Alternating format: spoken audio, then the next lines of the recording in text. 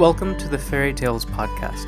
My name is C. Michael McGannon, and you're listening to a Monster Guys podcast presentation. Stay tuned after the story for a discussion about the topic. Now enjoy this original fairy tale titled The Moor, written by Icy Sedgwick, a guest author on tonight's episode, and narrated by D.C. McGannon.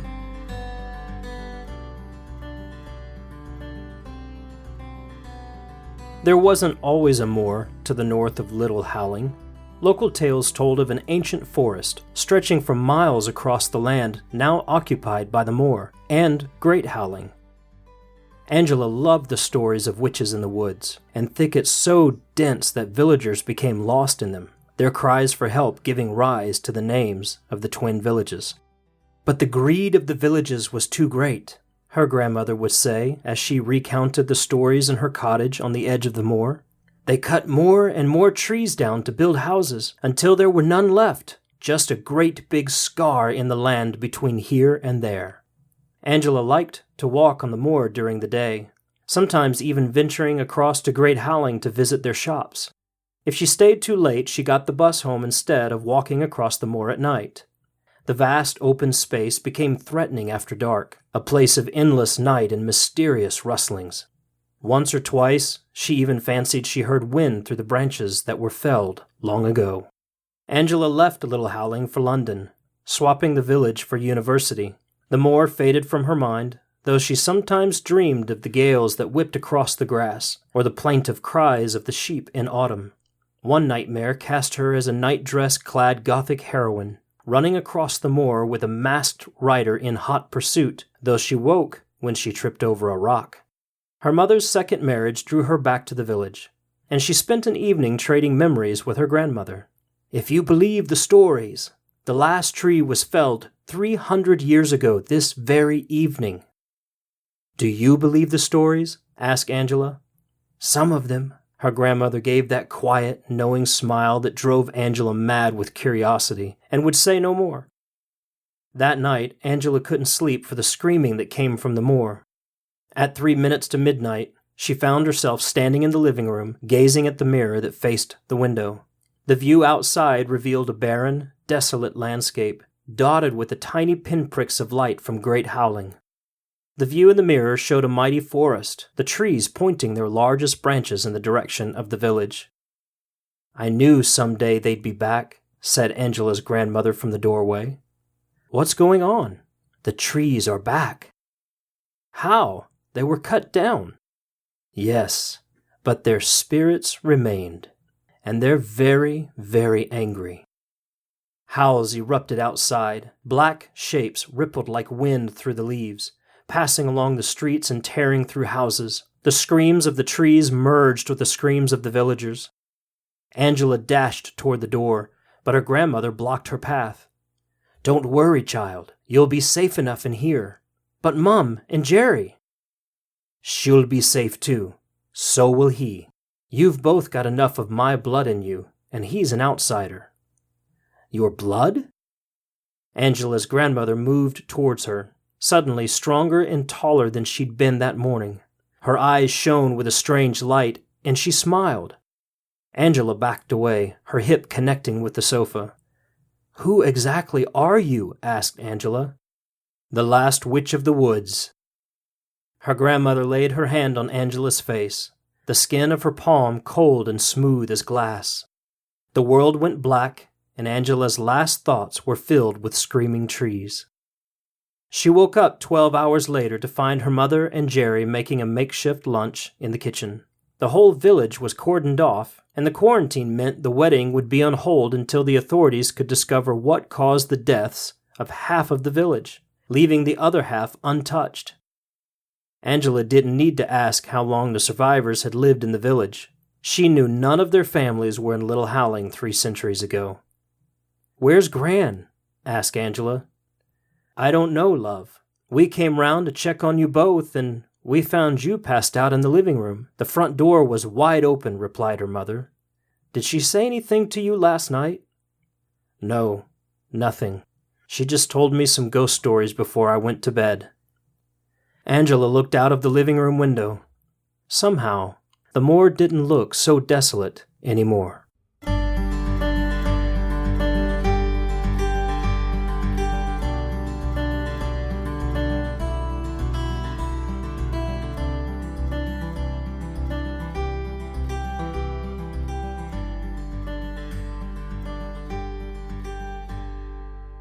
A short and sweet fairy tale or ghost story, or maybe not even short and sweet, I should say, but short and spooky. A little bit spooky. When I first read this story, I immediately went and tried to find other English ghost stories and fairy tales that had the trees coming to life, and I actually had a little bit of trouble finding it. Like, you think Lord of the Rings, of course, the Ents and their trees coming to life to fight off the orcs and such. Mm-hmm.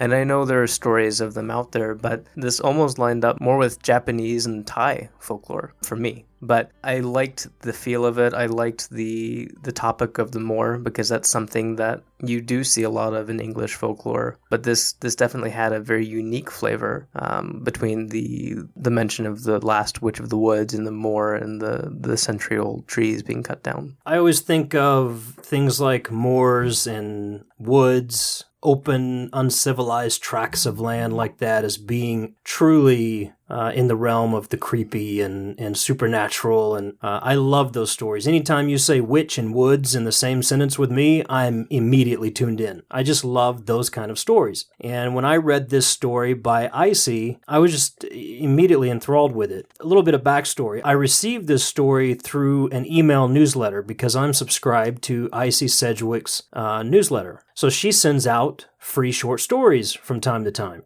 along with sometimes free books and, links to her other work. And she's a wonderful author of Gothic folklore and different things like that, ghost stories. So when I read this story through a newsletter, it is meant to be read at lunchtime. It's short enough that you can sit down for lunch and read the story, which I love those kind of stories.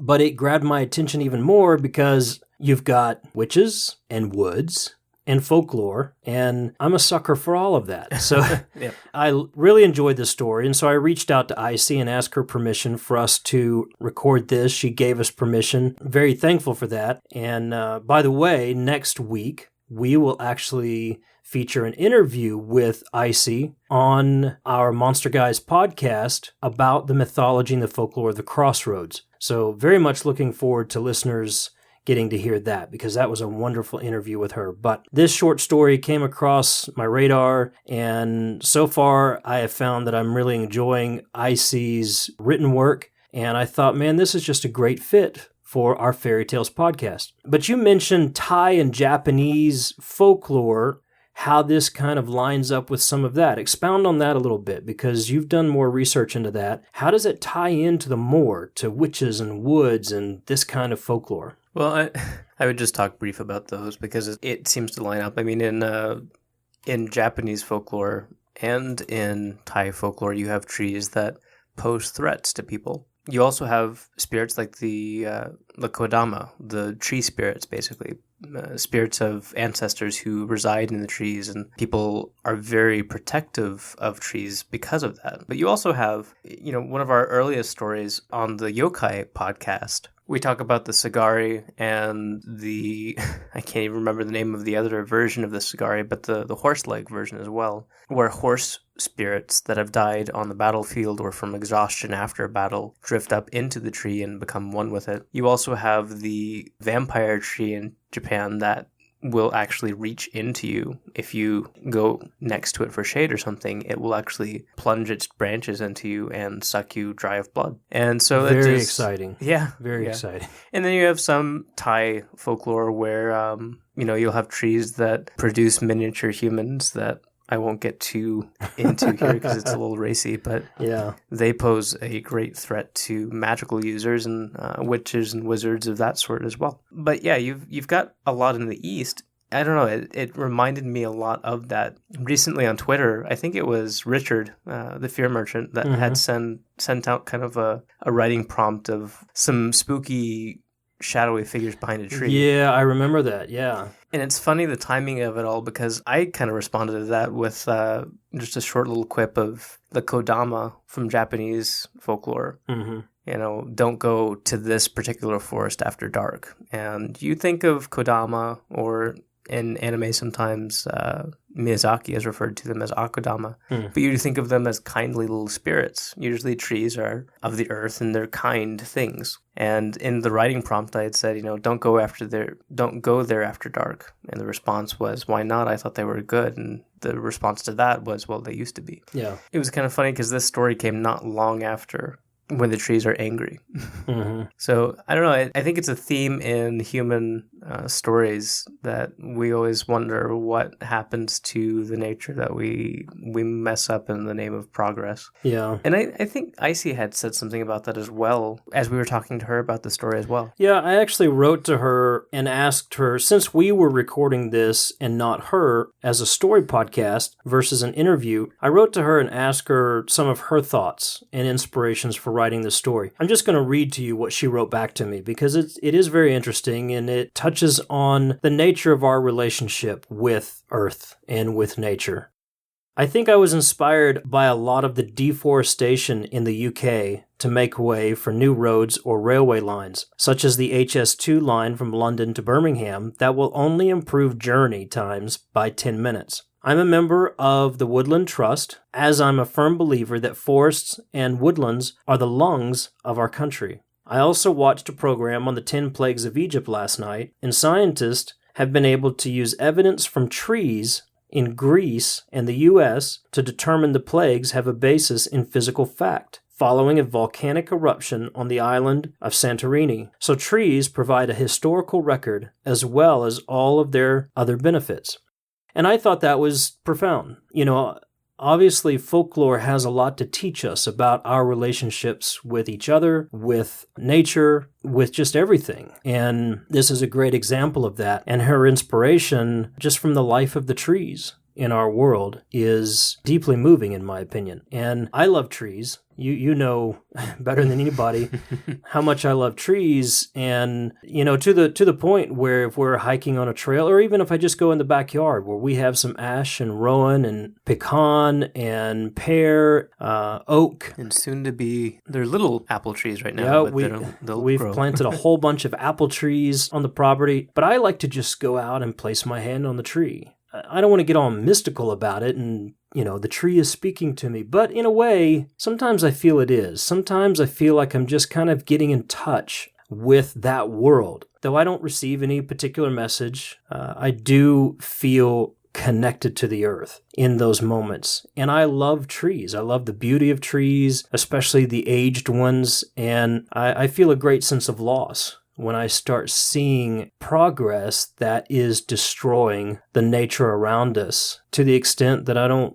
believe any longer that it's progress. Yeah, there's a point where there can be progress made, and then there's a skating rink that's being built not too far from us, and I don't think it really has that much of a draw in our community. I don't believe it will at all. It's a huge multi-entertainment center, and yeah.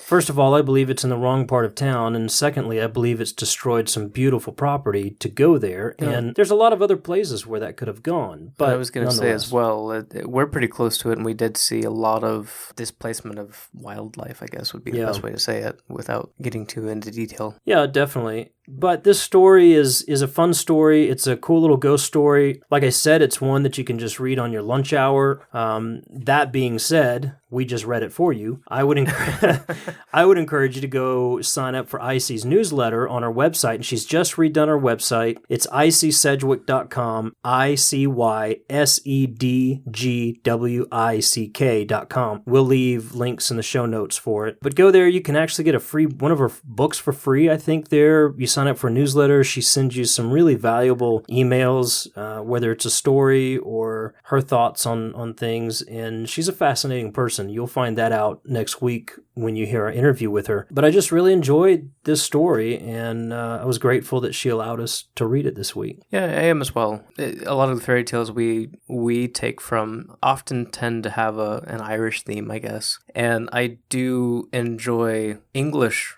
ghost stories and English fairy tales especially with their connection to the Moors, because that's where you see a lot of like black shuck and ghost dogs and such. So it was nice and refreshing to see that in a modern story. And by the way, I make walking sticks out of tree limbs that have fallen. And some people think I'm kind of goofy, but those who are into, a more magical life will appreciate this. I like to give thanks to the tree for giving me a walking stick.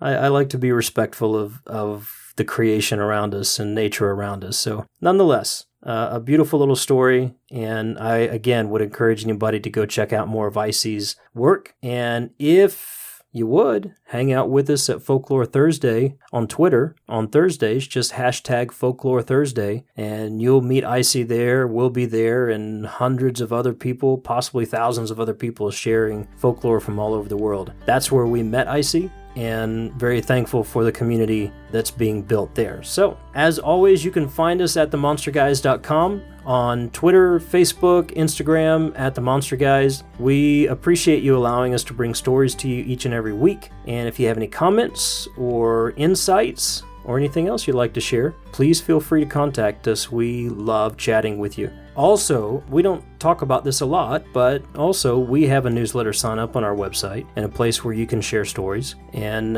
we'd love for you to be a part of that as well. So take a moment, drop us a line, throw your email at us. We'll send you some valuable stuff as well. And we will be looking for other stories outside of our own originally written stories, especially through the summertime. So if you have something of interest, drop us a line and let us know, and we'd love to consider that for a future episode of our Faerie Tales podcast. In the meantime, pay attention to those old stories your grandmother tells, and be careful when you see those trees disappearing. They might just come back and haunt you. Good night. Good night.